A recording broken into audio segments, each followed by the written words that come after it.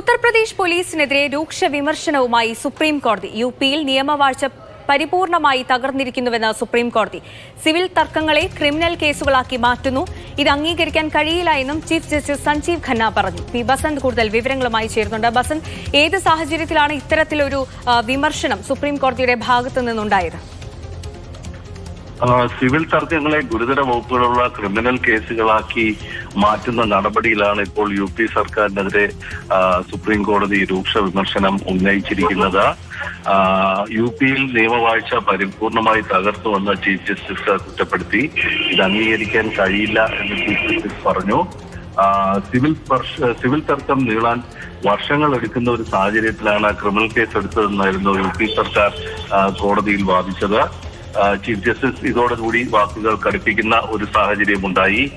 ഇത്തരം രീതികൾ ആവർത്തിച്ചാൽ പോലീസിന് പിഴ ഈടാക്കുമെന്നും കോടതി മുന്നറിയിപ്പ് നൽകി. കടം വാങ്ങിയ പണം തിരികെ നൽകാത്തതുമായി ബന്ധപ്പെട്ട കേസിൽ ക്രിമിനൽ ഭീഷണി, ക്രിമിനൽ ഗൂഢാലോചന തുടങ്ങിയ ഗുരുതരമായ വകുപ്പുകൾ ചേർത്തതാണ് ഇപ്പോൾ സുപ്രീം കോടതി കർശനമായ നിലപാട് സ്വീകരിച്ചത്.